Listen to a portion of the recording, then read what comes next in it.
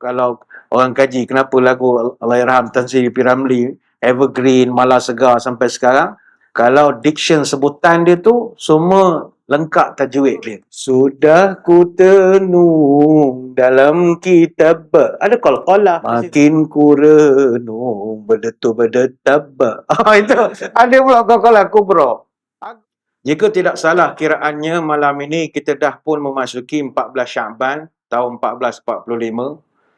InsyaAllah pada hari Ahad depan 10 hari bulan Mac, kami di Jabatan di Jabatan Mufti bersama dengan Jabatan Ukur dan Pemetaan Jupem akan pergilah menengok anak bulan. Maknanya kurang lebih lagi 16 hari kita akan didatangi dengan tetamu yang sangat istimewa. Telah tersebut dalam Al-Quran, panggilan bagi orang beriman, tak kira lelaki atau perempuan, marilah bergembira di bulan Ramadan.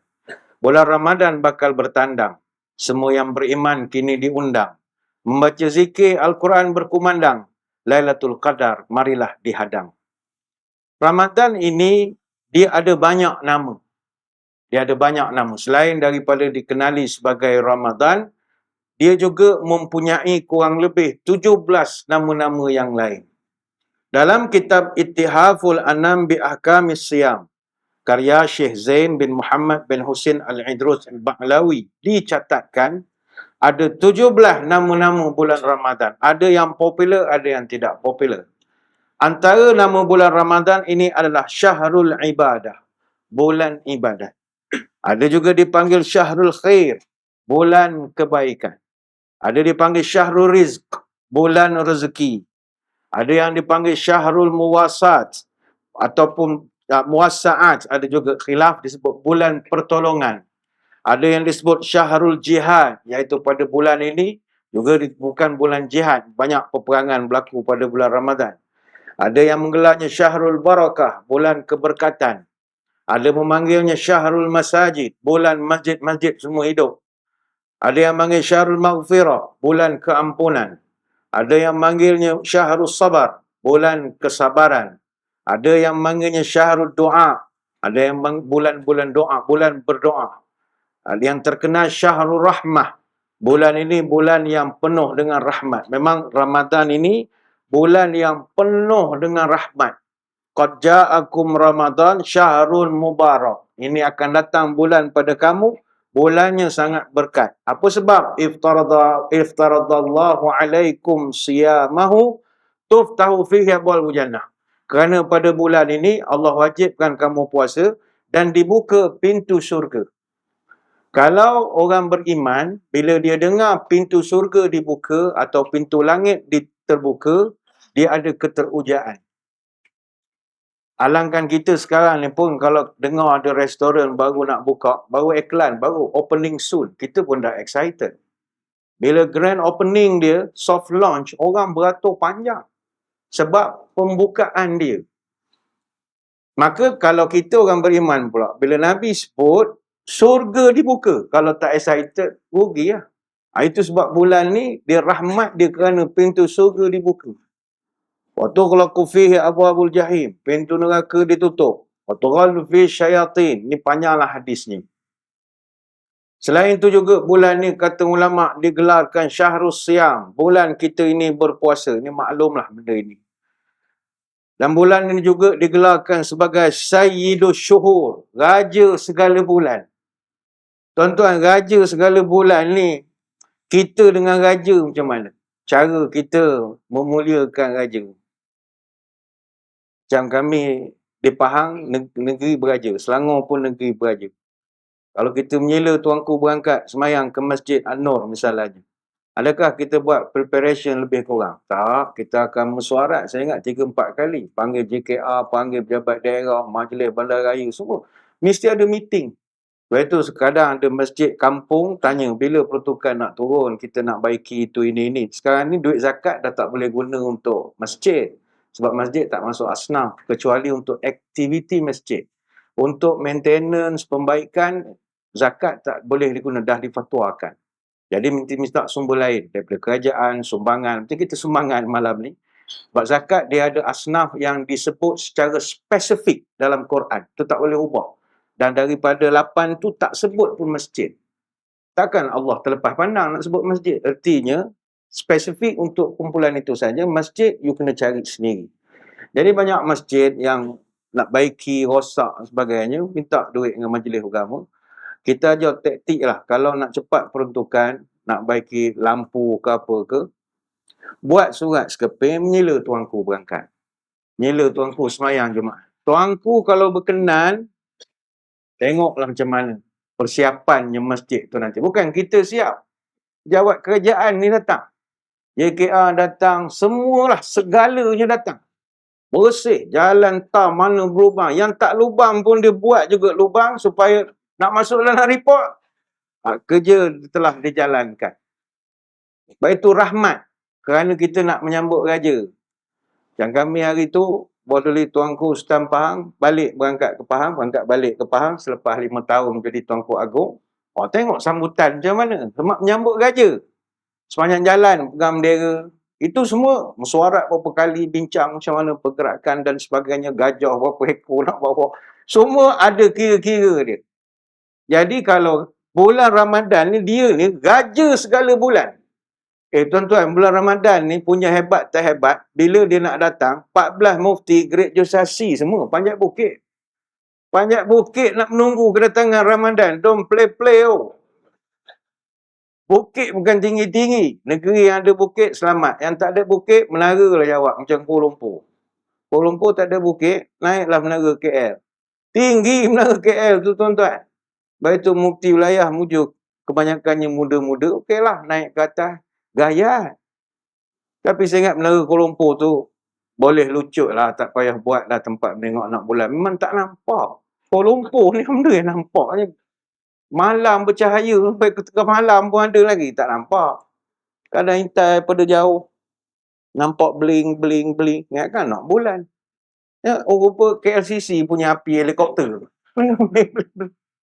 Lepas tu macam menara Kuala Lumpur tak boleh lah menengok anak bulan. Tengok anak dara boleh, anak bulan tak boleh lah.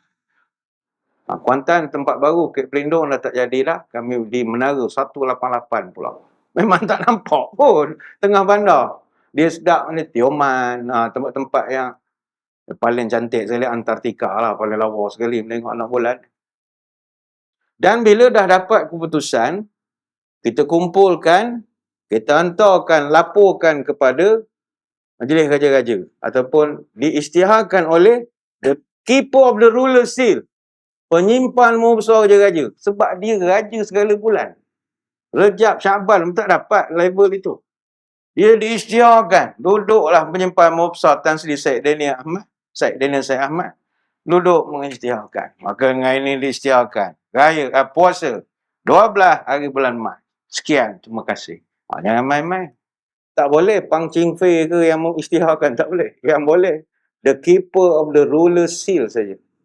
Dan benda tu melibatkan Majlis Raja-Raja. Majlis Raja-Raja dalam mesyuarat kali ke-92 pada 15 dan 16 Mac tahun 72 telah bersetuju berkenan supaya penetapan tarikh permulaan puasa meliputi seluruh negara. Sebab kita tahu dalam hal agama di negara kita ni, agama ni perlembagaannya state matter. Dia hak prerogatif negeri. Negeri boleh buat apa saja tanpa ditunjuk oleh siapa-siapa. Tak ditentukan oleh persekutuan. Sebab itu kalau kita tengok di negara kita, antara negeri-negeri takkan seragam dalam banyak perkara pentadbiran keagamaan. Yang paling asas, misalnya mas kahwin. Kan lain-lain. Kita tak pernah sama. Asal tak boleh buat sama pula. Sebab itu negeri masing-masing. Dia lebih memahami budaya negeri dia, rakyat dia. Zakat fitrah pun tidak seragam. Ada negeri buat 3 kadar, ada negeri buat flat rate 1 kadar.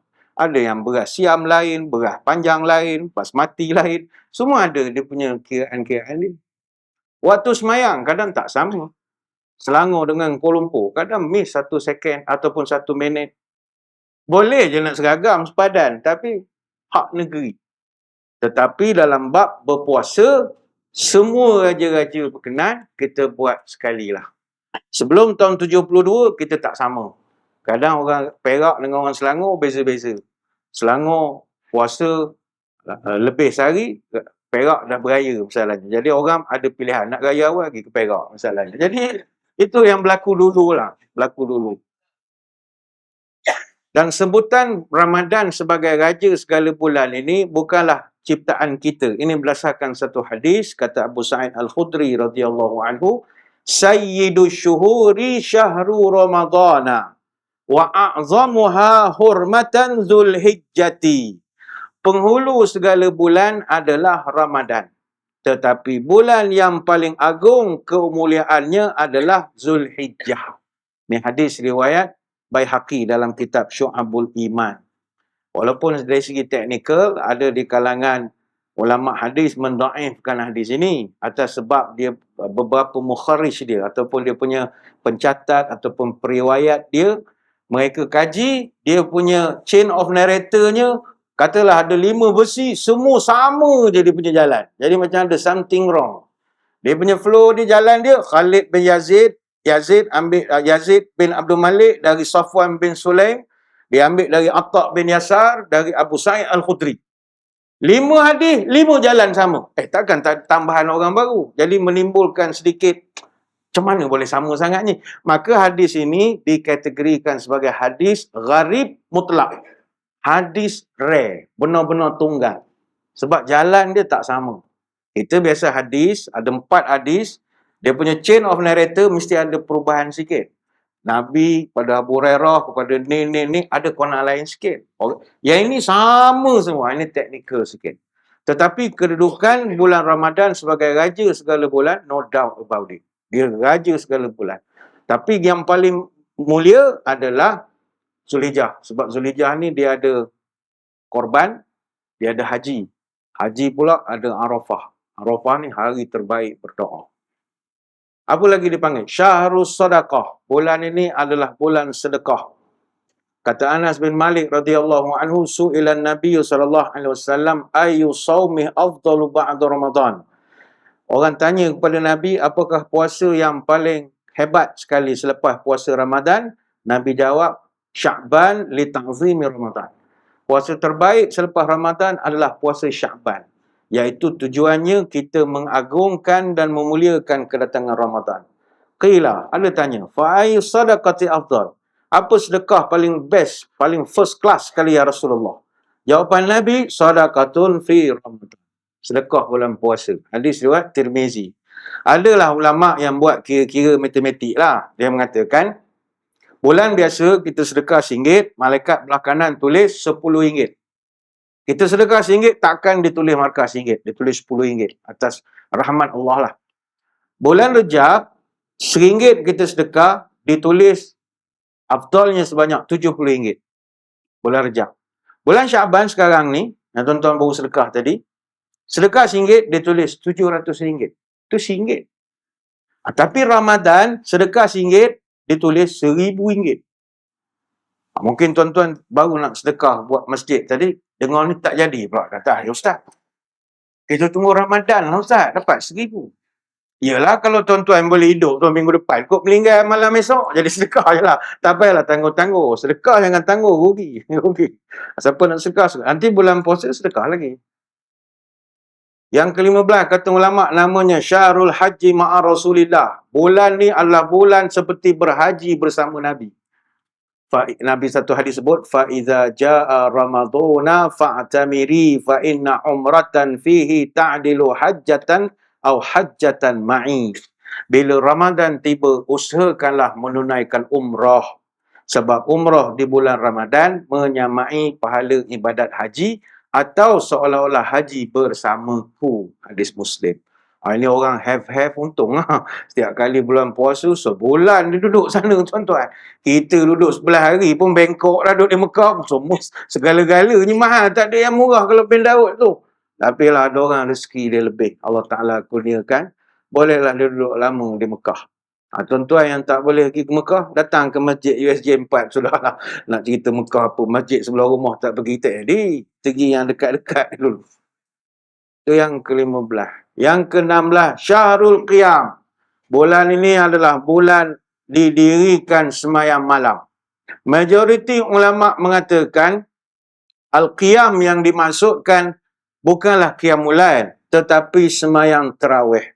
Termasuklah Imam Nawawi dalam Syarah An-Nawawi ala Sahih Muslim menyebutkan, qiyam Ramadan yang disebut dalam banyak hadis itu adalah semayang tarawih. Walaupun ada juga sebilangan ulama mengatakan ianya adalah semayang qiyamul lail, tapi majoriti semayang tarawih. Jadi insya-Allah kita tak berapa lama lagi tarawih lah kita. Umur kita ni tuan-tuan dah meningkat. Datanglah tarawih di masjid. Selama ni bukan kata tak tarawih, tapi celuk-celuk gitulah. Kadang di rumah, kadang tak. Time buka di hotel, tak semayang. Ni umur dah meningkat ni, semayang di masjid lah. Tak kira mana masjid, datang mana yang sempat semayang berjemaah. Sebab tarawih ni tidak ada di bulan lain. Dan kalau kita dipanjangkan usia jumpa Ramadan, merasalah. Tapi kalau tak panjang umur tahun ni, tak ada dah jumpa Ramadan. Tak ada dah jumpa tarawih. Tarawih ni hanya Ramadan saja. Tarawih ni ialah ibadat yang sangat rare. Jarang kita jumpa pada bulan lain, hanya pada Ramadan saja. Bila sebut tentang tarawih, datang mana perkataan tarawih? Zaman Nabi, Nabi tak panggil tarawih. Tarawih ni benda baru. Perkataannya itu.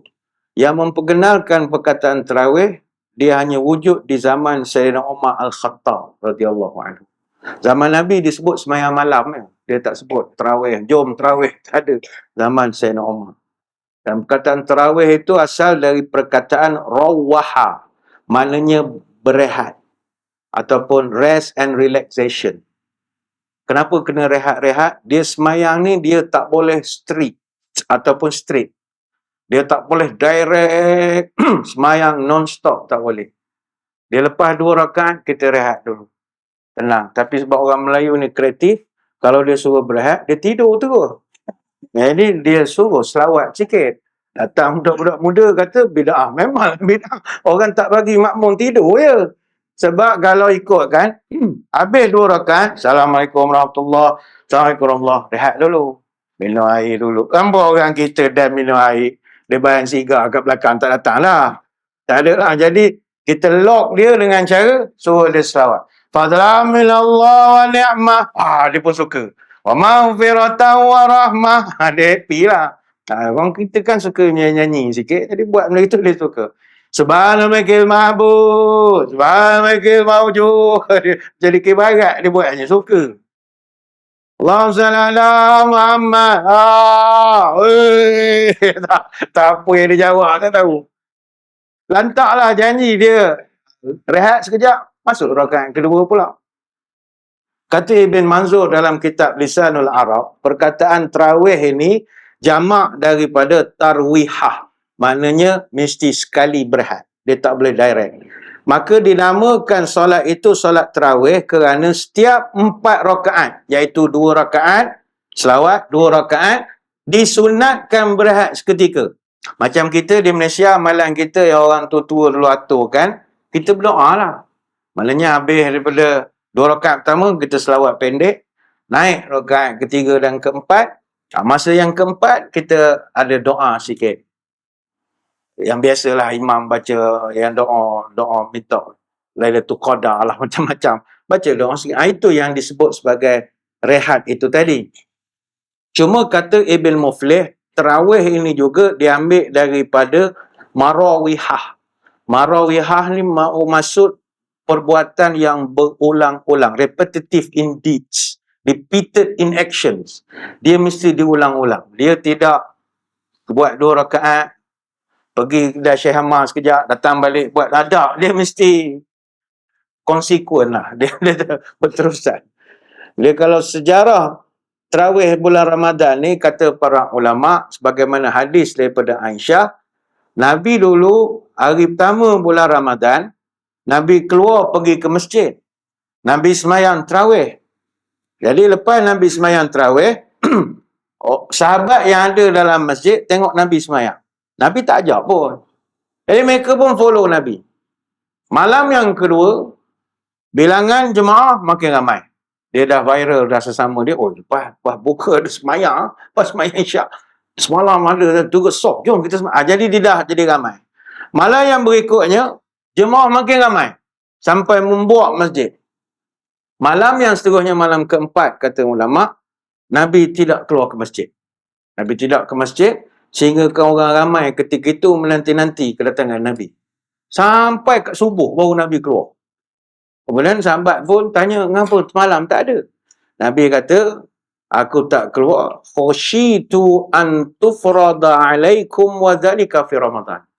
Saya tak teruskan sembahyang malam tadi sebab saya takut benda ni diwajibkan kepada kita semua. Nanti orang akan ingat benda ni wajib. Ni hadis Bukhari. Jadi itu yang cara Nabi buat lah.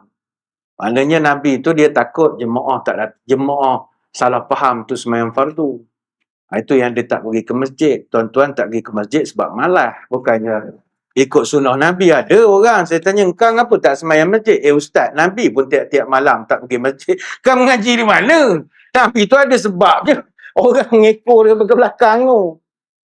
Jadi kita pun datanglah sembahyang jemaah melakukan tarawih ni. Cuma berapa jumlah ini sebenarnya tak sepakat. Saya tak tahulah masjid tuan-tuan ni yang tengah renovate ni berapa rakaat gayanya. Berapa rakaat tuan-tuan tahu ni? Alhamdulillah, Masya Allah. Ingat geng 08 tadi. Ni bukan kongsi gelap kan sedih dah. Ni kan 8 rakaat ni. Tukar penghabis moreh ni.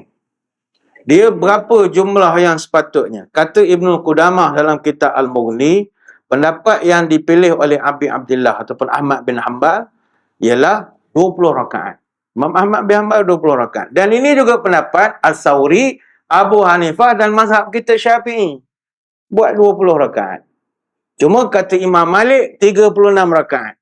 Dan dia memang satu perkara yang lama telah dilakukan oleh penduduk di Madinah. 36 ni banyak sangat lah. Macam kita 20 tu pun dah terror sangat. Tak lebay dah 20 ni. Biasa 8 je kita buat. Sekali lagi, bilangan sembahyang tarawih sebenarnya ulama' khilaf. Antara pandangan mazhab yang disebutkan dalam banyak kitab, kalau pandangan mazhab Hanafi, Maliki, Syafi'i, Hanbali, memang 20 rakaat berdasarkan hadis daripada Khalifah Umar Al-Khattab yang memerintahkan sembahyang tarawih 20 rakaat berjemaah. Bukan seorang, berjemaah, sebagaimana yang direkodkan oleh Imam Malik dalam Muwatta' dan Al-Baihaqi dalam Sunan Al-Kubra. Kalangan ulama' mengatakan bahawa pada peringkat awal, tarawih ini dilaksanakan dengan memanjangkan bacaan solatnya. Baca panjang. Tapi lama-lama manusia menjadi lemah. Tak semua orang daya tahannya sama untuk mendengar Quran. Jadi dilaksanakan tarawih tu 23 rakaat dengan cara kita pendek-pendekkan bacaannya. Nah, ini seperti yang disebutkan oleh Imam Abu Walid Al-Baji dan nukilkan Imam Zurqani dalam Syarah Al-Muwatta'. Asalnya semayang, walaupun Nabi buat 8, 8-nya panjang. Baik tu tuan-tuan yang semayang 8 rakaat, jangan tepuk dada. "Oh, saya tak main 20 ni Ustaz, saya 8. Kenapa? Saya ikut Nabi. 20 ni ikut Umar. Ni bukan Haji Umar belakang rumah awak. Ni Sayyidina Umar Al-Khattab, hormat sikit gelar-gelar ke sahabat ni. Awak cakap macam Syiah. Umar ni you kena respect dia. Dia fikir macam mana aku nak bagi orang datang masjid. Sebab asalnya Nabi memang baca panjang. Kata Abu Sa'id kata Huzaifah Al-Yamani, ini direkodkan oleh Al-Hakim dan juga Nasa'i dalam Sunan Kubra. Nabi biasa habis Fatihah baca Baqarah, komplit 286 ayat. Siapalah agak nak berdiri belakang dia? Sahabat okeylah, Al-Hafiz semua. Kita yang Al-Haf ni separuh je.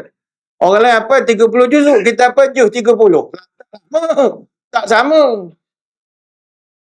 Mulalah bertaigu time semayang, melayang. Bertaigu. Aku ni bertaigu apa? Ngantuk. Habis Baqarah, kata Huzaifah, aku ingat Nabi nak rokok. Sambung pula Ali Imran, 2 juzuk. Ali Imran 200 ayat. Komplit dia baca. Maknanya, bayangkan Al-Baqarah tu saja 3 juzuk. Nabi sambung Ali Imran lagi 2 juzuk. Ada 2 juzuk, 200 ayat. Mana dah 5 juzuk. Rakaat pertama. Kemudian habis Ali Imran, kata Huzaifah Al-Yamani, dia sambung pula surah Nisa. Komplit 176 ayat. Surah Nisa saja ada 3 juzuk.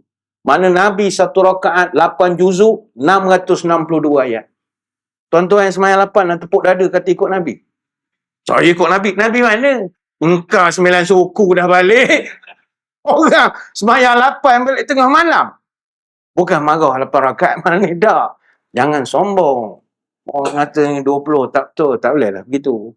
Ini khilaf, benda khilaf. Jadi Umar Khattab fikir, umat akan datang ni pemalas semua. Tak mampu dia nak semayang. Satu rakaat nak habis 8. Kalau satu rakaat 600 ayat, tuan-tuan kira lah macam mana.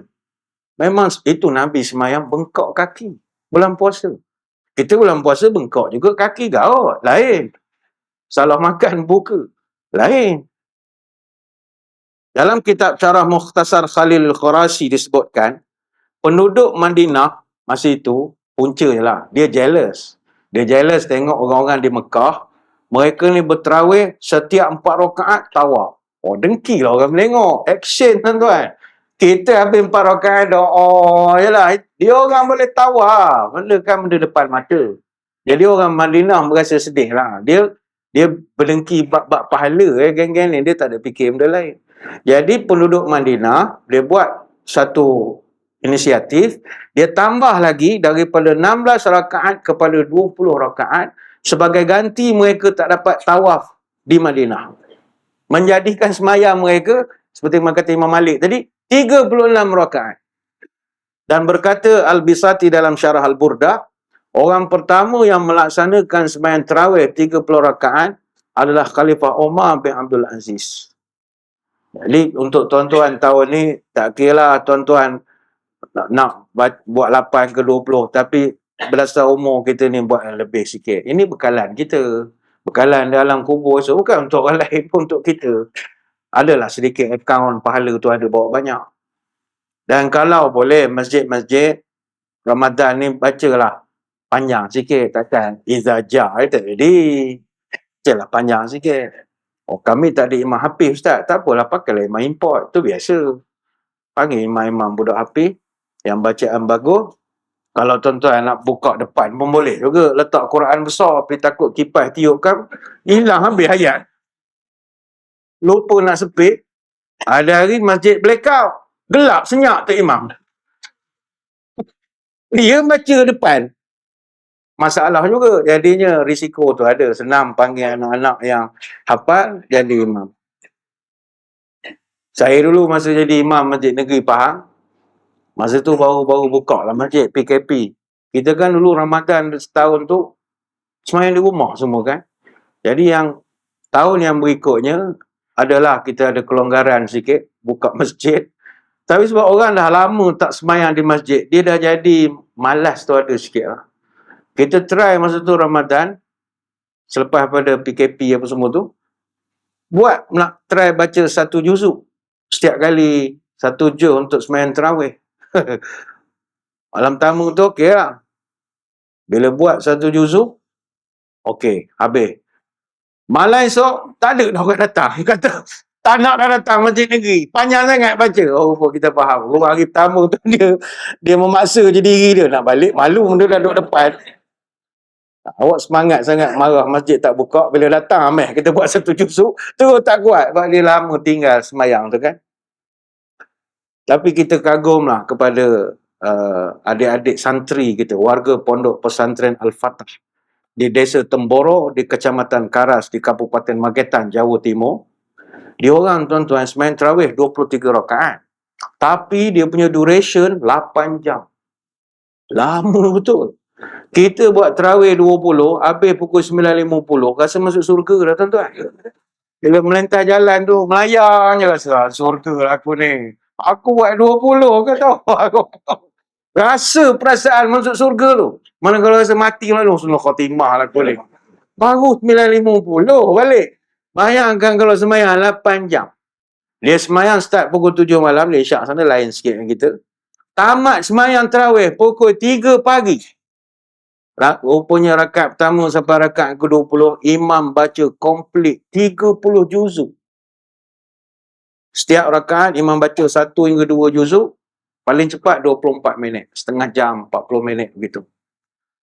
Tapi dia tak open public. Dia sebab dia pesantren. Jadi dia tertutup, masjid institusi. Jadi orang luar yang datang pun tak ramai. Kalau public orang awam datang, tuan-tuan pensan, tuan-tuan pukul 3 pagi baru-baru. Jadi yang datang tu biasanya adalah orang-orang yang memang hafal Quran juga. Dia sebab hafiz Quran ni, ini untuk maklumat tuan-tuan. Dalam kita ni ramai hafiz Quran. Satu-satunya profession lah saya panggil, yang dia sekali dapat, dia kena sentiasa hidupkan hafiz Quran. Macam kita kalau dapat PhD tahun 75, tuan-tuan sampai sekarang tuan-tuan pakai lagi gelar doktor tu. Tak ada masalah. Tak ada orang nak tikai pun doktor. Kita punya doktorate kita. Tapi kalau hafiz Quran, dia kena ulang. Dia nak mengulang di mana? Pergi masjid ni, izaja. Pergi masjid ni, na'ataina. Dia sangat rindu tempat yang dia boleh mengulang membaca Quran. Salah satu mengulangnya semayang lah. Kalau kita mengulang berdepan dengan kawan tu biasa buat. Jadi bila ada masjid yang buat khatam Quran ke apa, dia orang memang suka sebab sambil semayang dia nak repeat dia punya hafalan dia. Jadi ramai yang pergi ke pesantren ini adalah orang yang memang nak mengulang.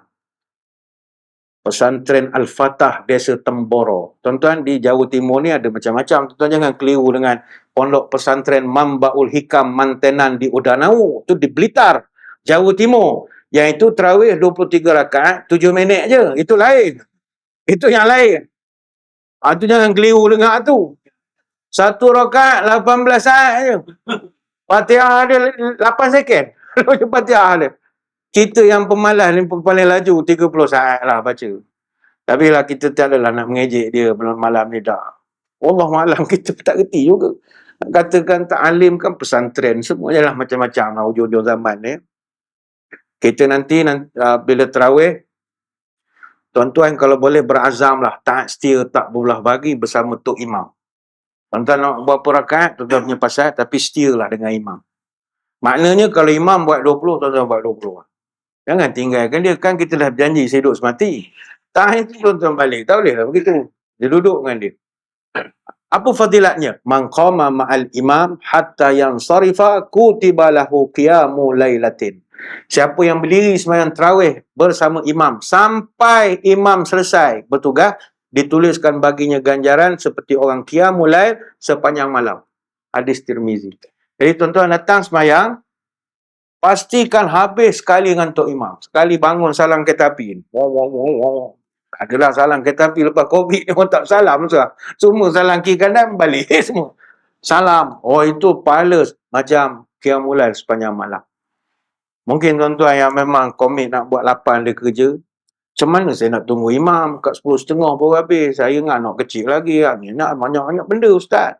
Ginilah bang, kalau awak nak juga fadilat berdiri bersama imam sampai habis, awak carilah surau yang buat 8 je. Dah tentu balik sekali dengan Tok Imam. Maknanya kalau kita buat 8, cari geng 8 dulu. Dan tuan-tuan yang buat 20, jangan pergi surau buat 8. Imam ambil 8, menolong kita ke tepi, tambah lagi. Imam baliklah kita. Ikut kita punya skufu kita.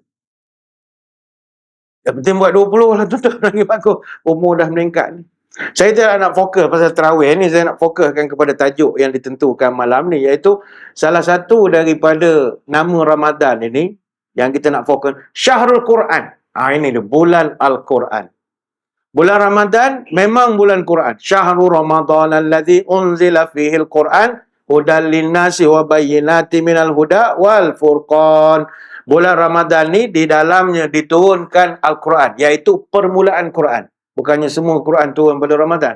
Sebagai petunjuk bagi manusia dan penjelasan kepada petunjuk itu dan pembeza antara hak dengan yang batil. Surah Al-Baqarah ayat 185. Jadi ini 17 nama yang ulama sebutkan diletakkan padanya Ramadan Al-Mubarak.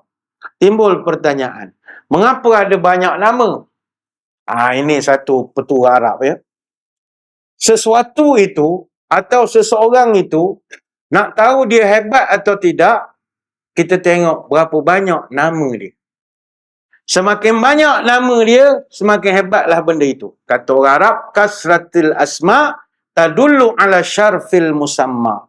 Banyaknya nama menunjukkan kehebatan pemilik nama-nama. Allah ada berapa nama? 99. Nabi kita pun, selain daripada apa yang kita tahu, berapa banyak ada nama Nabi? Banyak. Nama Nabi tu ada banyak. Sebab itu orang-orang yang hebat, mereka akan berusaha meletakkan diri mereka dengan nama yang banyak. Supaya dapat kemuliaan. Contohnya kita tengok Duli Yang Mulia Raja-Raja Melayu. Tuan-tuan tengok Duli Yang Mulia Raja-Raja Melayu, nama dia orang panjang-panjang. Apa sebab? Nak barakah. Supaya jadi doa. Supaya nama tu disebut dengan penuh kemuliaan. Sebagai contoh, nama Tuanku Sultan Selangor, Tengku Idris Shah Ibni Tengku Abdul Aziz Shah. Tapi nama ditabalkan Duli Yang Maha Mulia Sultan Sharafuddin Idris Shah Al-Haj Ibni Almarhum Sultan Salahuddin Abdul Aziz Shah Al-Haj. Kenapa panjang? Nak berkat. Lagi panjang, lagi berkat. Biasa macam Sultan Pahang pun samalah. Al-Sultan Abdullah Riayatuddin Al-Mustafa Billah Shah. Kan? Panjang. Ibni Almarhum Sultan Haji Ahmad Shah Al-Musta'ina Billah. Panjang tu supaya jadi doa. Tapi tak semua sultan kesultanan di Malaysia yang begitu. Ada juga kesultanan yang kadang-kadang nama dirinya panjang tapi nama tabalnya pendek. Itu ada juga. Contohnya kalau Duli Yang Maha Mulia Tuanku Yang Tuan Agong kita sekarang, nama diri panjang. Tunku Ibrahim Ismail Ibni Tunku Mahmud Iskandar. Panjang. Tapi bila ditabalkan ke Duli Yang Maha Mulia Seri Paduka Baginda Tuan Agong ke-17, Sultan Ibrahim Ibni Almarhum Sultan Iskandar. Full stop. Tak ada dah Ibni Almarhum Al-Mutawakkil Allah Sultan Iskandar Al-Haj. Tak ada dah. Almarhum Sultan Iskandar. Dia ringkaskan. Kalau Tengku Mahkota Johor ataupun Duli Yang Amat Mulia Pemangku Sultan Johor, Tunku Ismail Idris Abdul Majid Abu Bakar Iskandar Ibni Tunku Ismail. Oh, itu nama diri. Tapi bila ditabalkan, Duli Yang Amat Mulia Pemangku Sultan Johor, Major General Tunku Ismail Ibni Sultan Ibrahim. Kalau Pemaisuri Agong kita dulu, Tengku Ampuan Pahang sekarang, kan panjang namanya. Tunku Hajah Azizah Aminah Maimunah Iskandariyah. Binti ni dululah Almarhum Al-Mutawakkil Allah Sultan Iskandar. Iskandar diringkaskan Ibni Almarhum Sultan Iskandar. Panjang. Dan memang Tengku Ampuan Pahang ni, Pemaisuri Agong yang ke-16 ini, dia punya adik-beradik pun semua nama panjang-panjang.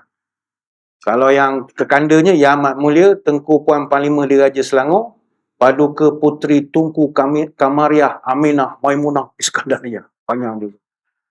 Kakak seorang lagi, Yang Amat Mulia Paduka Besar Puteri Tunku Zabedah Aminah Maimunah Iskandariyah. Panjang-panjang. Dulu orang tanya, apa saya panjang-panjang? Kasratil asma' tadulu ala syarifil musamma. Banyak nama ini menunjukkan kemuliaan. Macam kita di Malaysia, adalah orang, dia tahu nama anaknya panjang-panjang. Sampai lebih 50 abjad pun ada. Tapi orang Malaysia tak faham, bahan kutuk secara berjemaah. Tak, dia tu nak dapat fadilat. Setakat ni nama terpanjang di Malaysia, siapa namanya? Princess Aura Nur Ermili Amara Aulia Bidadari Nawal Alzendra binti Muhammad Supian. Betul nama dia. Dia telah menewaskan rekod yang dimiliki oleh Nur Fatania Tariyah Karimah Farwizah Zahabiyah Syahirah binti Airul Anizam. Dan juga rekod Damia Izzati Izazi Azam Al-Marliza Akhtar Dani Zeti binti Nurazam. Panjang tu. Ada dulu nama Prince Muhammad Ahmad Ashrafi Aulia Al-Farizir Rasha Sidra. Panjangnya nama. Princess Amanda Aulia Sofia Nur Jelita. Ada nama Nur Fakwa Rakzuel Aliana Putri binti Zulkifli. Sekarang dah tak boleh lah. Sekarang Jabatan Pendaftaran hanya membenarkan nama yang panjangnya sampai 94 aksara saja. Tuan-tuan jangan nak buat kelakar bubuh panjang-panjang. Tapi tak boleh lawan cerita Musang Berjanggut. Kalau tuan-tuan tengok cerita Musang Berjanggut, ingat tak babak ketika Megat Alam Sengketa, dia nak meminang Puspawangi binti Kemenyan. Babak tu tuan-tuan ingat. Ayah kepada Megat Alam Sengketa, apa namanya? Hamba bernama Datuk Laksmana Megat Padang Jarak Padang Tekukul, putra Sang Kuryang Prabu Sakti Ratna Galoh Chandra Kiratna, keturunan ayam Belanda. Ramli lama dah duk main benda tu. Banyak saya nak ceritakan, tapi kita dah ada signal untuk azan isyak. Jadi kita berehat dulu seketika. Tuan-tuan semua jangan ke mana-mana, kita akan kembali lagi selepas ini. Malam ini, dalam kita meraihkan ambang kedatangan bulan Ramadan, Saya diminta membahaskan tentang Ramadan sebagai bulan Al-Quran. Mana tuan-tuan kalau buat siri ceramah, ada 17 siri ceramah. Boleh panggil penceramah nak datang ke Ramadan ni. Malam ni bulan Syahrul Quran. Malam esok ceramah lain Ramadan, bulan Tarawih. Buat 17 siri ada. Malam ni kita fokus Ramadan bulan Quran.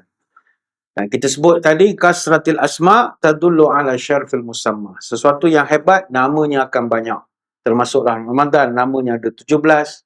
Nama-nama Allah sendiri ada 99. Kalau nama Nabi SAW ada berapa? Kita tak ramai orang mengetahui bahawa Nabi kita dalam kitab Al-Jazuli catatkan dalam kitab Dalailul Khairat, nama Nabi ni ada 200 nama. Tak hafal semua. Ibn Dahiyah dalam Al-Mustafa fi Asma'il Mustafa mengatakan nama Nabi bahkan ada 300.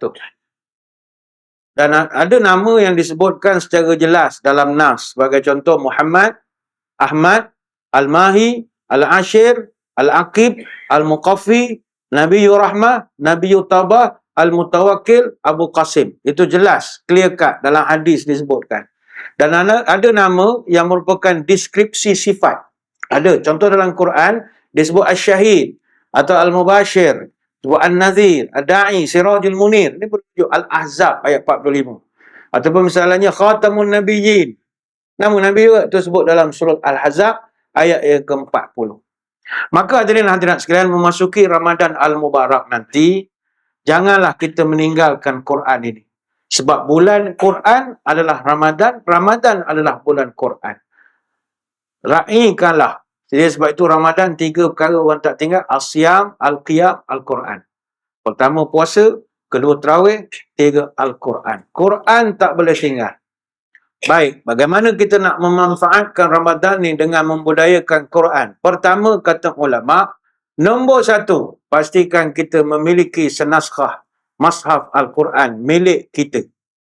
Berapa orang kalangan kita malam ni yang pernah beli Quran untuk dia amalkan dan dia baca? Maaf, kebanyakan daripada kita Quran yang dimiliki adalah Quran free. Quran pergi perasmian PIBG apa ke, dapat bagi Quran dia orang. Itulah yang kita baca. Tak salah, tapi lebih indah kalau dibeli. Beli dengan duit kita sendiri. Ada orang lebih teruk lagi, Quran yang dibaca kat rumah dia tu Quran curi. Dia curi daripada masjid, tak pulang-pulang. La ilaha illallah. Tak boleh begitu. Quran ni kena beli. Benda lain beli boleh. Quran tak pernah beli pula lah. Cuma Quran kalau nak beli, ni adab. Jangan minta diskaun. Jangan minta diskaun. Kita bukan benda jual beli tu. Kita beli tu pun niat upah dia je. Upah dia binding cantik. Itu je. Jangan membeli Quran. Ayat Allah ni bukan untuk dijual beli. Tapi kita bayar tu untuk penat dia menghias bubuh reben apa semua itu. Lepas itu jangan minta kurang. Berapa Quran? RM50. Mahalnya 40 dah lah. La ilaha illallah. Orang ingat beli petai kan ni? Tak boleh begitu. Bayar je lah Quran. Quran. Sebab itu salafus salih dulu, nak masuk Ramadan, semua pastikan ada mushaf.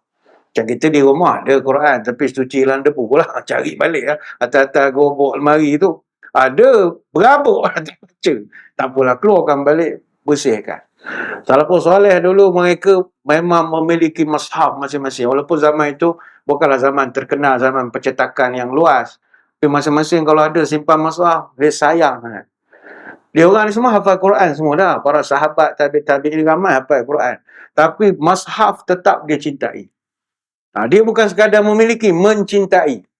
Ada satu orang tabi'in senior, namanya Sa'id bin Musayyab atau Musayyib rahimahullah. Dia ada satu mushaf. Dia ni ulama besar, hafal dah Quran. Tapi dia sayang mushaf dia. Kita panggil Quran lah, mushaf tu. Kulu kilir dia bawa. Dan dia jadikan mushaf dia tu sebagai dia punya beg. Situlah dia letak dokumen, dia letak duit, apa semua dia letak dalam Quran. Jadi sambil-sambil tu boleh baca. Satu hari dia semayang di masjid, adalah satu orang penjahat ni, dia dah hafal modus operandi ustaz ni. Ustaz ni duit dia semua letak dalam Quran. Saya letak Quran, semayang. Main sunat lah. Datang penjahat ni, dia ambilnya Quran. Sebab dia nak ambil duit dalam tu. Sa'id bin Musayyib cepatkan semayang. Habis semayang dia kejar. Kejar dapat. Budak ni takut. Bang, tolong bang, jangan pukul saya bang. Tak. Baca sini Quran. Dia ambil Quran, dia keluarkan duit. Nah, duit awak ambil. Saya nak Quran je. Ni saya sayang Quran saya. Dah, pergi balik. Dia lebih sayangkan mazhab dia bandingkan duit. Tuan-tuan bayang kalau tuan-tuan parking kereta mesti jalannya. Dalam kereta ada Quran. Datang mana perampok curi kereta kita. Kita kejar sampai traffic light kat Subang tu dapat tangkap. Dia pun menangis, jangan pukul saya, jangan. Tak. Saya mau ambil Quran saja, kereta you boleh ambil. Macam tu lah tahapnya. Ni kereta tak ada masalah, saya ada insurans mah. Saya mau Quran, saya banyak saya ni Quran beli Mekah you tahu. Lunyai Quran ni saya baca hari-hari. Belilah Quran. Sementara ada beberapa belah hari, 2 minggu ni, beli satu mushaf dan kita sayangi mushaf itu. Adakan connection, hubungan dengan mushaf itu. Bila Ramadan ni kita baca, tapi baca main, kejap baca yang masjid punya, kejap baca yang... Dia tak ada hubungan. Tapi kalau tuan-tuan beli daripada sekarang, baca sepanjang Ramadan memang sampai lunyai lah kulit dia tu. Masuk Syawal, tuan-tuan tak usik, tuan-tuan rindu. Sebab kita dah sebulan dengan dia.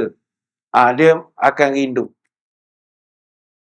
Sebab itulah, orang dulu memang sayang kepada mazhab. Kita sayang mazhab ni sebab dia adalah wahyu Allah, kalamullah. Bila kita baca, kita rasa Tuhan bercakap dengan kita.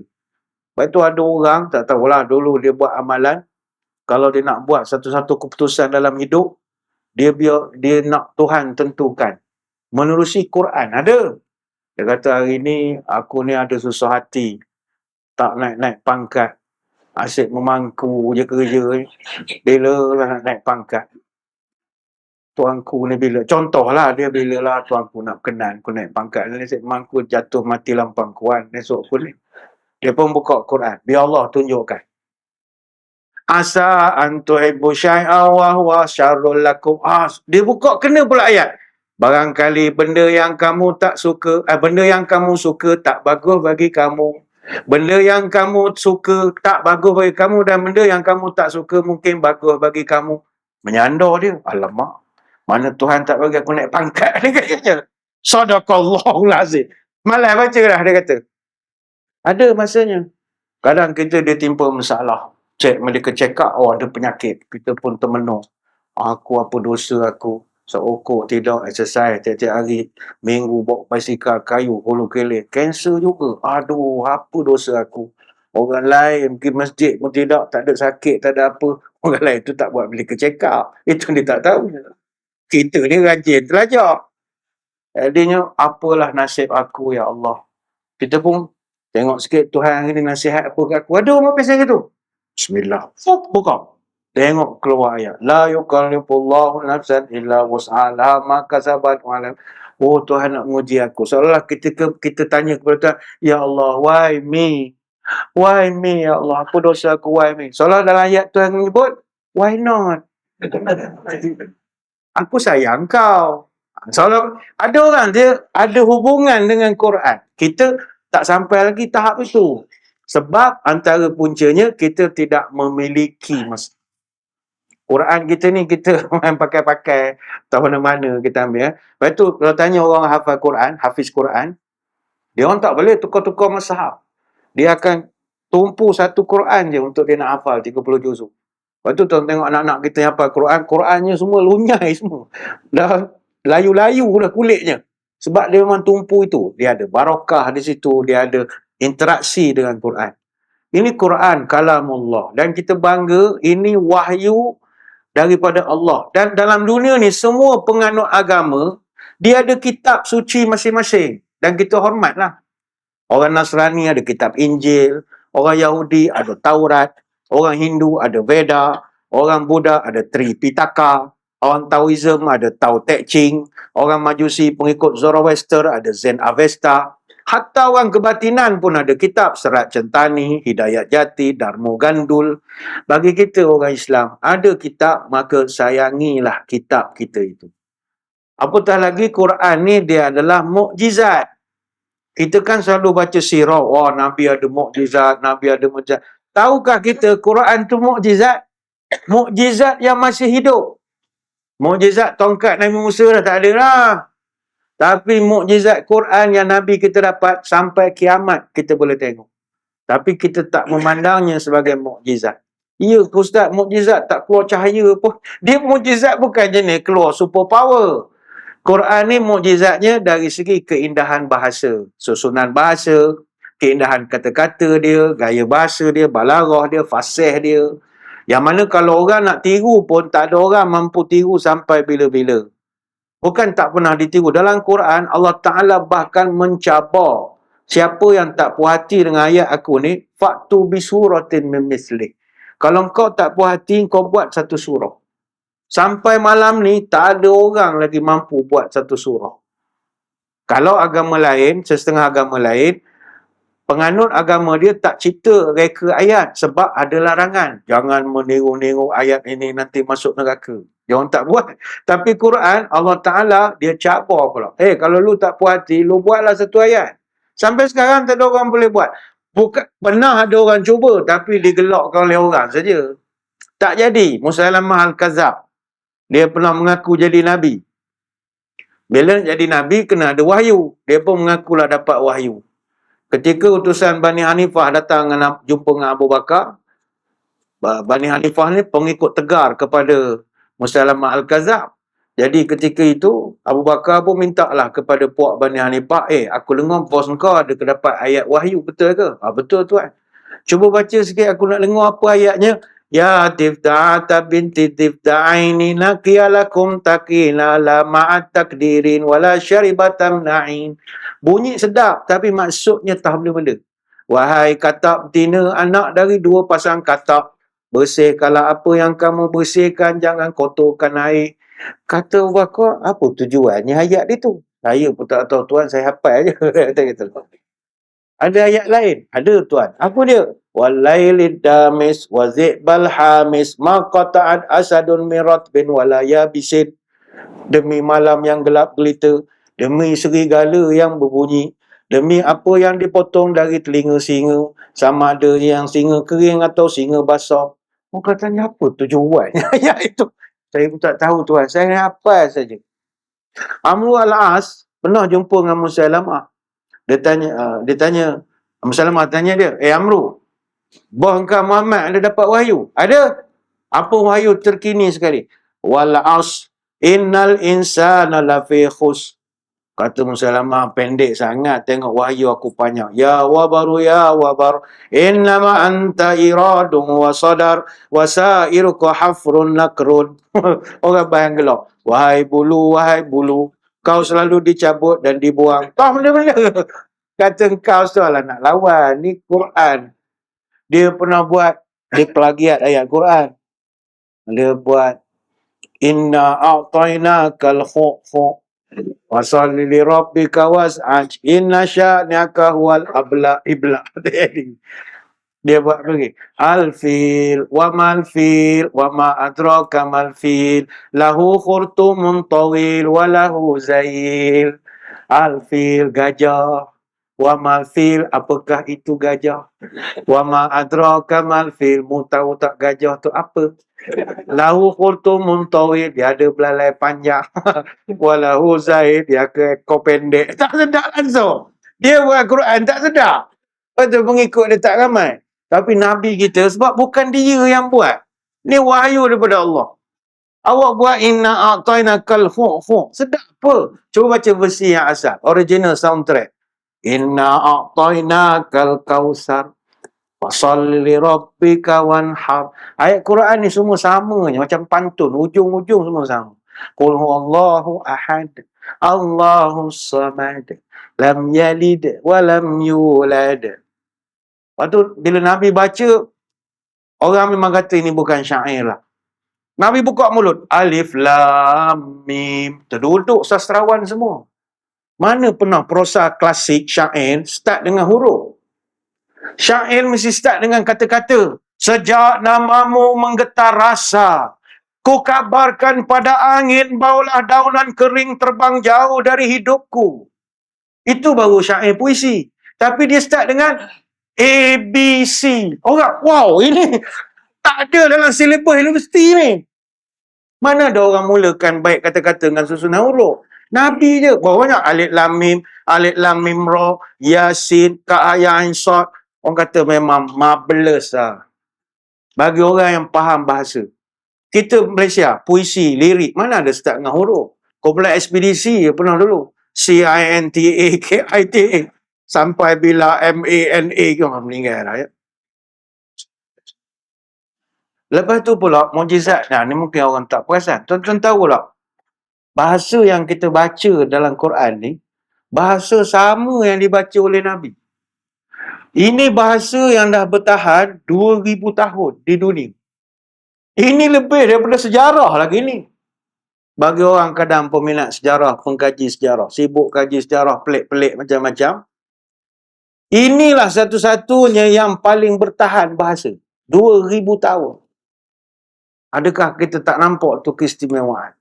English, bahasa Inggeris. English yang 1000 tahun dulu, orang sekarang dah tak boleh baca.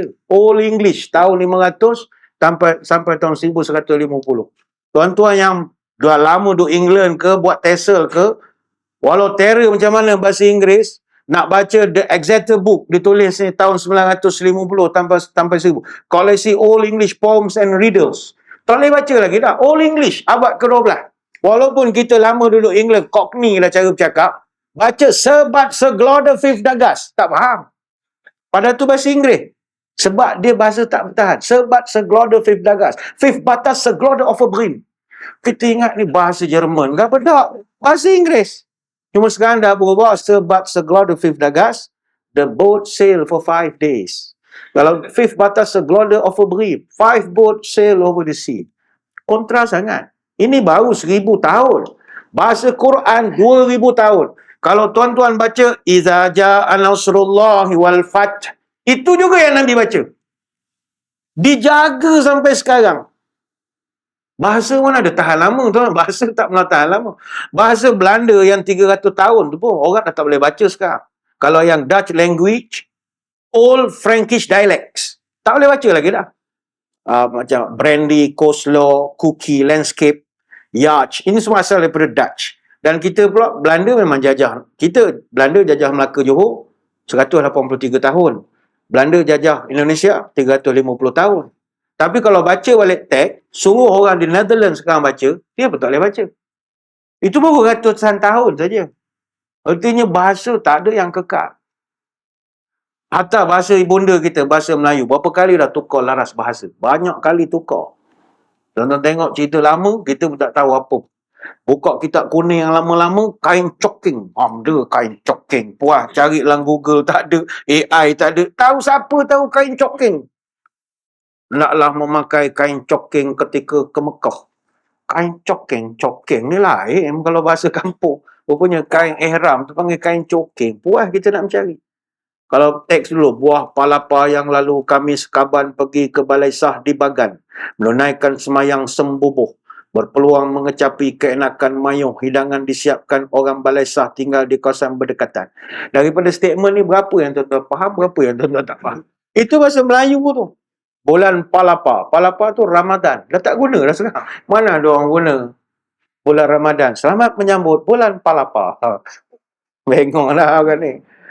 Kami sekaban. Sekaban tu apa? Sekeluarga. Tak pakai lah. Sekaban. Kita satu family, sekeluarga. Pergi ke Balai Sah. Balai Sah, Kelantan faham lah. Ada masjid yang terletak di Bagan. Bagan, tinggal Bagan Datuk lah. Bagan, bandar. Pergi ke bandar. Tapi tak sebut dah Bagan. Sembubuh. Sembubuh ni berjemaah. Jom kita ke masjid bersembubuh. Lain macam Tok Imam ni sebut ni. Berapa anjak berjemaah. Mengecapi keenakan mayuh hidangan. Mayuh ni beraneka, variasi. Tak pakai dah mayuh. Ataupun yang disiapkan oleh orang Balai Sah atau para bubuhan. Bubuhan ni siapa? Tuan-tuan ni semua bubuhan. Jemaah. Bubuhan kita. Jadi, itu dah habis. Tak pakai lagi dah. Itu kalau bahasa persuratan untuk warkah menyela tuanku, itu bahasa istana. Bahasa istana. Macam kita nak merapak sembah tahniah misalnya. Itu ada bahasa dia. Bahkan orang istana ni dia ada bahasa istana dia. Sebab nak kekalkan. Tapi Quran 2000 tahun itulah rupa dia. Sebab itu bukan kita merendahkan Nabi yang lain. Kalau Nabi Isa nanti bangkit, dia bagi ceramah, berpidato, tak ada orang faham ayat dia. Apa sebab? Kerana Nabi Musa, Nabi Isa ini, mereka bertutur dalam bahasa Aramaik. Aramaik ni the mother of Arabic and Hebrew. Bahasa bertulis tertua di dunia. Dah wujud 3000 tahun. Dah tak ada orang tutur dah bahasa itu, Aramaik ni. Dah tak banyak dah. Tapi bahasa Arab kita ni ribuan tahun masih lagi kekal. Dan boleh dibaca pula oleh orang yang tak reti langsung cakap Arab. Tuan-tuan semua yang dalam masjid ni boleh cakap Arab. Mana ada kita cakap Arab ni bukan semua. Penceramah pun ada yang tak boleh cakap Arab ni pula kita. Cakap Arab bukan senang. Cakap Arab maksud saya full swing, 100% Arabic. Bukan sekadar cakap, anak nak beli shawarma, entah. Nak shawarma. Itu bukan cakap Arab. Setakat shawarma, nak entah. Tak apa pun boleh. Full swing bahasa Arab, 100%. Tak semua orang boleh. Tetapi walaupun kita tak boleh, kita boleh baca Quran yang 100% bahasa Arab. Logik ni tuan-tuan. Kita tak boleh cakap Cina, boleh baca surat khabar Cina? Tak boleh. Kita tak boleh cakap Jerman, boleh baca surat khabar Jerman. Pandang je lah gambar, tak tahu apa cerita. Kita tak pandai cakap Tamil, boleh baca surat khabar Tamil? Tak boleh. Tapi kita tak pandai cakap Arab, boleh baca Quran, siap berlagu lagi. Pensan Arab mendengar. Arab kata, Masya Allah, entah Arab siap puji. Pakcik ni tak faham. Sudah. Dia baca sedap sangat di Masjidil Haram. Arab keliling dengar. Masya Allah, Allah, Allah. Habis pakcik tu orang Pelda je, mana tak cakap Arab. Tapi mengaji tu teranum sikit. Arab semua salam cium tangan. Masya Allah. Arab tu berbarak lah sebab cakap Arab terror baca Quran kan. Meno Arab. Meno Arab. Malaysia. You know Malaysia? Malaysia. Singapore, Thailand, Malaysia.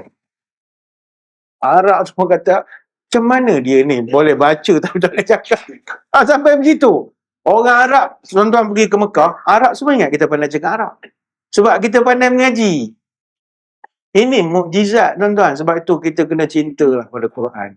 Kesayangan kita. Tapi kesayangan ni takkan ada kalau kita tak memiliki. Ya. Kena belilah satu. Berapa ringgit pun belilah. Jangan pakai yang online-online ni tuan-tuan. Bukan tak boleh baca Quran dalam telefon. Tapi berdoa ya tuan-tuan. Buka download dalam telefon. Pas mayam baca. Bismillahirrahmanirrahim. Tabarakallazi. Senyap sekejap. Mesej masuk. Baca. Balas dulu. Astaghfirullahaladzim. Sama. Tabarakallazi. Reply pula lagi. Ya Allah. Bila nak habis baca tabarakah. Quran tak boleh. Baca pakai tablet ni gangguan. Lepas tu tak disahkan. Kadang yang tuan-tuan download online apa semua ni, kita khawatir bukanlah tak percaya kawan-kawan yang buat apps tu. Tapi mesti ada cok mohon daripada KDN tuan-tuan. Dia ada lembaga peringkat kerajaan yang mengawal percetakan Quran ni. Kalau tidak, huru-hara esok. Benda ni kena kontrol. Makanya, kita old school sajalah beli Quran. Mushaf tu nak baca. Dalam kereta beli satu dalam kereta, kat office pun tahu letak meja. Yang kalau boleh, kat bilik mesyuarat pun letak Quran atas bilik mesyuarat. Biar time mesyuarat tu semua tak menipu belaka. Kau tak menipu. Menipu, nampak Quran ni. Kang panah peti. Kau cakap betul-betul. Duit pas ke mana? Artinya gitu. Oh, semua insaf belaka ya. Letak Quran seorang satu. Takut dengan rehal sekali letak. Jadi ini orang cinta Quran. Yang kedua kata ulama, lepas kita memiliki Quran, mestilah kita tahu membaca Quran. Tahu baca. Saya percaya kita semua, Alhamdulillah, tahu membaca Quran, cuma lambat cepat itu sajalah. Jadikan Quran sebagai imam. Isinya mulia bak mutiara manikam. Rajin membaca akan terakam dalam jiwa yang paling dalam. Al-Quran kitab yang pasti benar, jadikan ia pautan tegar. Di akhirat nanti akan bersinar bagai cahaya menjelang fajar. Quran ni baca. Saya percaya ada di kalangan tuan-tuan ni dia dah peringkat ketagih baca Quran. Orang pemalas macam kita tak dapat tahap tu. Dia ada orang ketagih baca Quran. Artinya sebab dia dah selalu habis semayang, dia mesti capai masa baca 2 baris ke apa ke. Kalau dia tak buat, dia macam ada benda tak kena. Macam kita lah, ada hari-hari jogging, ada hari tak jogging. Rasa gatal badan macam ada benda tak kena. Itu level-level orang memang dia suka baca Quran. Sebab orang baca Quran ni, dia bukannya kisah khatam, tak khatam. They enjoy the process. Orang cinta Quran ni, they enjoy the process. Dia bukan result sangat. Ada orang macam kita, nanti Ramadan, kita nak result. Oh, mesti kejar. Target kita 27 Ramadan, khatam. Bawa telur macam-macam, pulut kuning, kumpul-kumpul. Ada orang, dia tak kisah. Khatam, tak khatam. Bagi aku nak enjoy baca Quran. Dan bagi orang yang enjoy baca Quran, dia memang dia cinta pada benda itu. Dia payah tuan-tuan, kalau orang enjoy ni, macam kita tengok bola lah. Orang kalau minat bola, dia tak nak result. Dia tak nak tengok result je. Dia nak tengok perlawanan. Dia nak tengok perlawanan. Macam kita yang tak berapa minat, nak tunggu bola Liverpool lawan apa tu tengah malam, tak ada pasal, dah tua-tua ni. Jadinya kita bangun pagi esok, buka tengok dalam Google lah berapa kesudahannya. Buka sport mana ke tengok. Gol sajalah yang ditunjuk mana yang gol. Kita tengok gol, result cukup lah. Tapi bagi orang muda, orang yang minat, takkan tengok result. Kita nak tengok perlawanan. Daripada mula sampai habis. Kita enjoy. Lagi sedap kalau pergi stadium. Cat muka, ikat kepala. Kita enjoy the process. Walaupun beratur panjang, tiket daripada pukul 5 beratur. Tapi kenapa dia orang ada sabar, ada tawaduk, ada rasa syukur, ada rasa macam. Sebab dia enjoy the process. Dia dah cinta dengan benda itu. Tuan-tuan main golf pun sama. Hujan panas tak kira. Pergi je. Enjoy. Tapi kalau tak minat, tak boleh. Dia mesti love. Do what you love what you do. Bahkan kadang-kadang, ada setengah orang, katakanlah, masjid kita lah, Masjid Al-Nur, SJ4, katalah kita ajak pasukan Liverpool lah lawan perlawanan persahabatan. Tak ada kerja, saya ajak perlawanan persahabatan. Panggil lah Muhammad Salah datang, Virgil van Dijk datang, semua datang. Kita pemain lah. Lawan Masjid USJ 4. Lawan Liverpool, kita kalah 16-0. Munasabah lah dia kuat. Kalah 16-0. Tapi adakah pemain pasukan Masjid An-Nur USJ 4 akan kecewa? Kita tak kecewa sebab kita enjoy bermain dengan pasukan yang hebat. Bahkan bagi setengah orang yang dalam perlawanan itu, dia berjaya gelecek Muhammad Salah. Dia berjaya ayamkan Virgil van Dijk. Ni captain, defend bapak lah terrornya. Dia berjaya tewaskan Alisson Becker, keeper. Memanglah bola tu dapat ke dia. Dia tendang, patutnya gol. Kena tiang. Allah. Tak gol. Patut 16-1. Tapi, walaupun tak gol, dia tak kecewa. Sebab, dia enjoy bermain hari tu. Bahkan dia akan cerita pula ke anak cucu. Atuk dulu pernah main dengan Liverpool kena main-main. Atuk skor gini. Gelecek ayam kan dia tak gol pula. Tapi tak kecewa. Sebab enjoy the process. Macam tadi Nabi, kenapa boleh baca Quran sampai 8 juzuk satu rakaat? Enjoy the process. Yang kita jadi tak tahu bila lah Nabi ni Allah. Perut dah kebuluh morih tak ada ni. Lama pula lah tu imam. Sebab kita tak enjoy. Kita tidak cinta kepada proses itu. Bila sebut Liverpool jangan sombong-sombong sangat ya. Jadi Liverpool ni YNWA. You'll never walk alone. Ya. Tapi sebenarnya bukan you never walk alone. You are nothing without Allah. YNWA. Dan kita pun Ramadan ni we are nothing without Allah. Kita tak ada apa-apa. Kita bukan orang baik. Bukan 100% sempurna.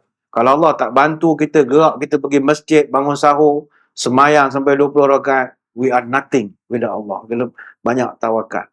Jadi cintailah Al-Quran, membaca Al-Quran. Kemudian apa lagi kata ulama? Selain daripada kita membaca Quran, cuma hati-hatilah dalam membaca Quran ini, pastikan kita membacanya dengan cara yang ikut peraturan. Al-Quran ni pula dia tak boleh baca suka-suka hati. Mesti dibacakan mengikut peraturan. Dia panggil ilmu tajwid. Kalau tajwidnya terlampau berterabur, kita takut nanti seperti yang disebutkan oleh Nabi, rubba qari'in lil Quran wal Quran yal'anuhu. Ada juga orang suka baca Quran tapi Quran marah atau laknat dia. Kenapa? Dia tak ambil pot tentang tajwid. Izhar halqi, syafawi, izhar mutlak, izhar qamari, idgham, iqla, ikhfa. Macam itu yang basic-basic lah.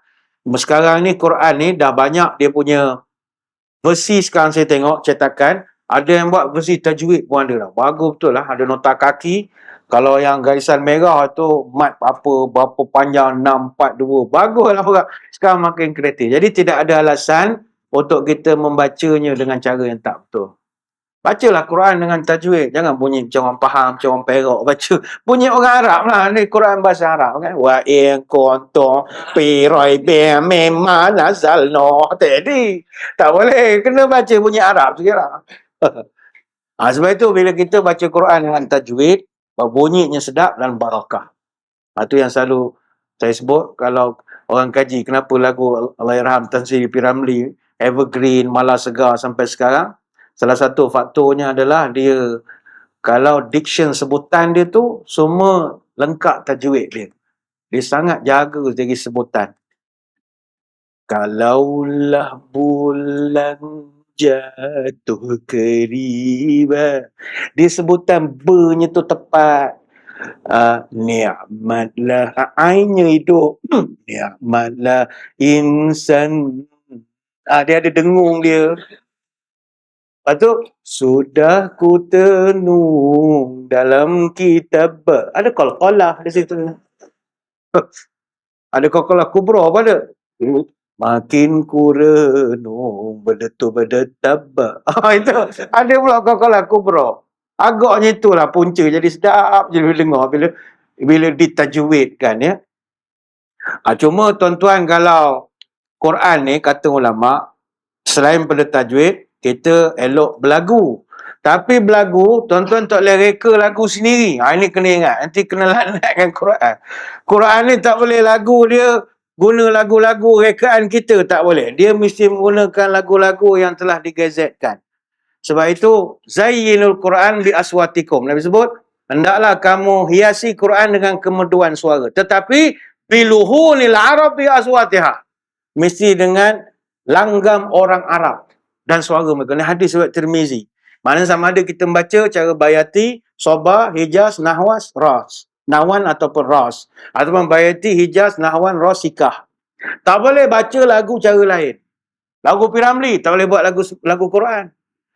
Alhamdulillah Rabbil Alamin. Dia buat lagu getaran jiwa pula dah. Tok Imam memanglah makmum suka. Tapi awak keluar panah peti kan? Tak boleh. Dia mesti lagu tu lagu Arab. Dia tak boleh tukar lagu lain. Lepas itu, kita tegur mana-mana orang yang baca Quran bunyi Hindustan. Tak boleh. Hindustan ke, Jawa ke, Bugis ke. Tak boleh. Dia lagu dia biluhunil Arab. Mesti Arab. Sebab hak prerogatif dia lah turun kat dia. Tak boleh buat lagu Cindai, Melayu asli, apa tak boleh. Dia mesti lagu Arab. Hatta Nabi tak beri pun gunakan lagu syair Arab untuk lagukan Quran. Di Quran ada syair orang Arab ni tak sama syair kita. Syair kita tak ada irama. Arab ni dia ada irama syair dia. Contohnya kalau dia ada narmah, langgam ataupun rojas ataupun romal yang puji orang. Sautu safiri bulbuli hayyaja qalbi samili alma'u wa zahru ma'a ma'adhari lazmuqali fa anta ya sayyida li wa sayyidi wa ulali fakam tayammuli wa zailulun aqai qali qaftatuhu bi wajnati faqala la la la la la la la la la top tobuli. Itu syair top tobuli untuk nak bagi unta laju. Dia ada lagu dia. Semua ada lagu. Dia ada roman. Tala'al badru alaina. Itu syair. Dia tak baca secara Tala'al badru alaina min saniyatil wada'. Tak. Arab syair dia semua ada lagu. Tala'al badru alaina. Jadi Nabi tak benarkan guna lagu syair buat lagu Quran. Contoh wadduha wal laili idza saja. Tak boleh. Maka kalau lagu syair Arab pun Nabi tak guna, apatah lagi lagu Jawa, Bugis, Banjar, Boyan, semua tak boleh. Arab saja. Macam mana nak reti? Learn. Belajar. Panggil ustaz, ajar Taranum. Sebenarnya banyak nak cerita tuan-tuan, tapi tak boleh lama-lama lah. Kita ada makanan dah dihidangkan makro, kita ceramah lama-lama. Jadi saya kira sekadar itu lah. Yang penting baca Quran sudah. Cerita banyak. Kita punya kempen manager pun tak guna. Quran tu beli dulu. Beli Quran, baca Quran. Tadi kita sebut juga bulan Ramadan ni bulan sedekah. Jadi kita nak beritahu pada jemaah malam ni, Masjid An-Nur USJ 4 ni dalam proses ubah suai dan naik taraf. Kos keseluruhannya tidak sedikit juga, 6 juta ringgit. Jadi kepada yang nak menyumbang, sumbanglah seikhlas hati. Saya baca skrip dia ya. Tak ada sikit, bagilah banyak. Ni dia cakap, saya tak tahu. Jadinya, berilah sumbangan. Kau ada yang kata, Allah Ustaz tak cakap awal, saya tak bawa wallet. Tak apa, boleh QR code. Tak ada masalah. Ada ke QR code? Sedar kempen. Boleh scan saja, sedekahlah. Tak, dia ni pencen kubur kita. Esok masjid ni siap, kita sedekah. Orang guna lagi kita, lagi digunakan, kita dah mati pun pahala jalan.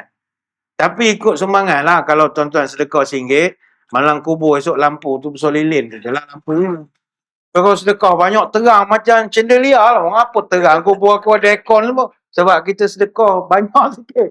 Sedekah sikit, mancih je lah begini. Malam kubur gelap, mancih. Abang mancih je. Aku sedekah RM2, lupa orang duit lah. Jadi sedekah lah banyak sikit. Ya. Tak, bukan untuk saya, bukan untuk Nazir, JK. Tak, ini untuk masjid. Anak cucu kita semayang selesa, kita dapat pahala. Jadi, berilah sumbangan seikhlas hati. Sekadar itulah tuan-tuan, sembang-sembang malam ni. Saya mengucapkan ribuan terima kasih di atas undangan. Mohon maaf sebarang kekurangan. Moga-moga bertemu pada lain-lain kesempatan. Sebelum berpisah, marilah kita menadah tangan berdoa. Moga majlis kita diberkati ilahi hendaknya. أعوذ بالله من الشيطان الرجيم بسم الله الرحمن الرحيم اللهم صل وسلم على سيدنا محمد صلاة تخرجنا بها من ظلمات الوهم اللهم بارك لنا في شعبان وبلغنا رمضان. Ya Allah, berkatkan umur kami pada bulan Sya'ban, panjangkan umur kami bertemu dengan Ramadan.